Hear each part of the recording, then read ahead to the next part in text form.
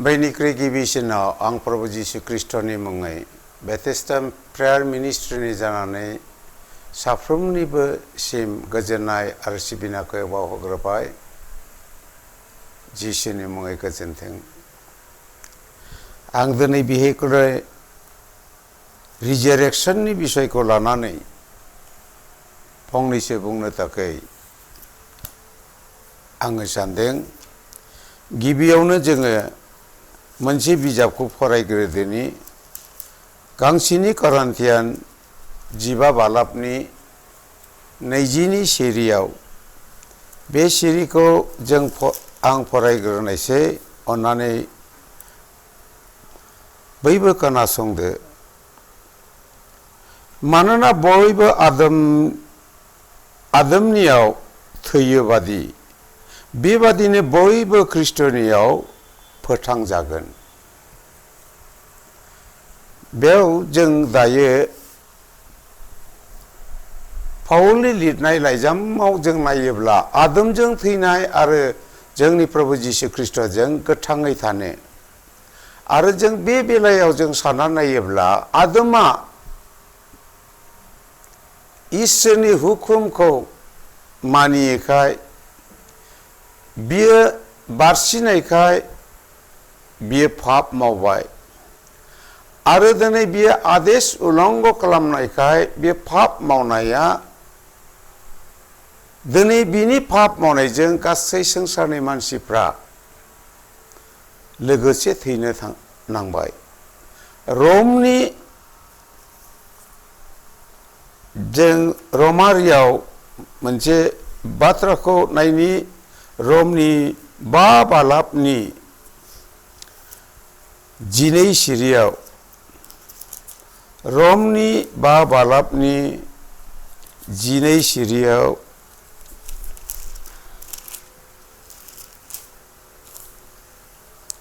बेयाव बेबादि लिरदों, सासे मानसिजोंनो संसाराव पापआ हाबबाय आरो पापजोंनो लोगोसे थैनायाबो हाबबाय आरो बेबादिनो संसारनि गासै जातियानो थैनाङाव गोग्लैबाय, मानोना साफ्रोमबो पाप मावबाय। जों साननो हागौ दिनै आदमाल' पाप मावनानै बियो थैनो नांदों। नङा, आदमा पाप मावनानै बिनि पापआ सारा बुहुमाव साफ्रोमबो मानसिनियाव बे पापआ रेजेटजोब्बाय आरो बे पापनि बेसेना बेबादि नुदों। बेवहाय रोम 3:23 पौला ओरैबादि बुंदों, जों सासेबो प्रभुनि सिगाङाव धोरोमियान जों गैलिया, साफ्रोमबो मा गेदेर मा उन्दै पाप मावबाय आरो इसोरनि महिमानिफ्राय गोजान जाखाबायमोन आरो बेनो पाप मावनायनि बेसेना थैनाय। रोम 6:23 बुंदों, पापनि बेथनानो थैनाय। अब्ला जों बिजिरनानै नायबोदो, आदमा बाथ्राखौ मानिनायाव बियो संसाराव थैनायखौ लाबोबाय, नाथाय दिनै खाफाल मोजांजों इसोरा आरोबाव जोंखौ ग्रेस खालामफिनबाय, दया खालामफिनबाय। बियो गावनि बिसा जिशु ख्रीष्टखौ थिनहरबाय आरो बियो दिनैहाय नायदो, जों जिशु ख्रीष्टआ फोरबोनि बेबस्थायाव थानानै फोरबोनि बाथ्राखौ मानिनानै थैनायसिम बियो बिफानि आज्ञाखौ मानिनानै, बिनिखायनो बियोखौ फोरबोआ थैनायनिफ्रायबो गोथां खालामबाय। बिनिखायनो जों दा बेवहाय बिजिरना नायदो, जों निउ टेस्टामेन्ट आरो अल्ड टेस्टामेन्टजों सुजाबना नायनांगौ। आदमजों थैनाया लाबोबाय मोननै साइनबर्ड, आदमजों थैनाय, जिशु ख्रीष्टजों गोथां। आरो आदमा जेरै इसोरनि बाथ्राखौ मानियैखाय बियो थैनो नांदों, नाथाय जों नुदों दिनै इसोरनि बिसा जिशु ख्रीष्टआ बिफानि बाथ्राखौ थैजासे बियो मानिनायखाय बिफाया बिखौ थैनायनिफ्राय दिनै फोथांफिनबाय। होमब्ला दा मोननै साइनबर्ड जों नुनो मोनदों। दा बाथ्रा मानियाब्ला जों थैनाय आरो दिनै जिसु ख्रिस्टआ दिन्थिफैबाय बाथ्राखौ जुदि मानियोब्ला अब्ला जों गोथाङै थागोन इभेन थैब्लाबो जेरै बिनि बिसा जिसु ख्रिस्टआ सिखांफिनबाय बेबादिनो जोंबो सिखांनायखौ मोनगोन रमनि 8 बालाबनि जों एसे बेखौ फरायनानै होनो होननानै आं सानदों 8 बालाबनि 10 आरो 11 सिरिखौल' आं फरायगोन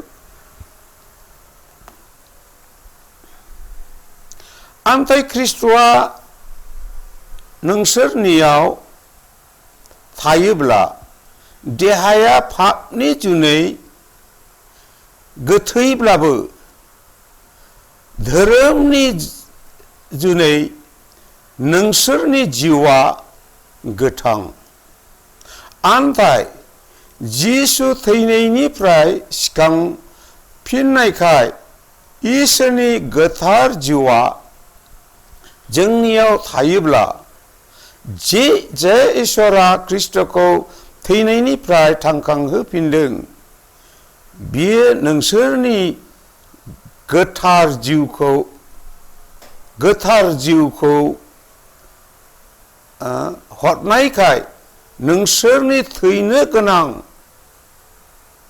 देहाखौबो फोथांगोन बेयाव पौला ओरैबादि बुंबाय ख्रिस्टनि जिउआ जोंनियाव थायोब्ला आरो ख्रिस्टआ जेरै फोरबोनि बाथ्राखौ मानिदों बेनिखायनो फोरबोआ बिनियाव थादों बेनिखायनो बेयाव जों बाइबेलाव जेब्ला नायो ख्रिस्टनि जिउआ माब्ला जोंनियाव थागोन 1 जननि 3 बालाबनि 24 सिरियाव बुंदों नोंसोरो आंनि बाथ्राखौ मानिब्ला आङो नोंसोरजों लोगोसे नोंसोरो आंजों लोगोसे सोरायै जों बेयाव नुनो मोनदों अब्ला जों बे बाथ्रायाव दिनै जेरै इसोरनि बिसा जिसु ख्रिस्टआ इसोरनि बाथ्रायाव थानायखाय इसोरा बिखौ थैनायनिफ्राय दिनै फोथांबाय जोंखौबो दिनै बुंदों रम 8नि 10-11 जोंबो बे बाथ्रायाव थायोब्ला जेरै गावनि बिसा जिसुखौ फोथांबाय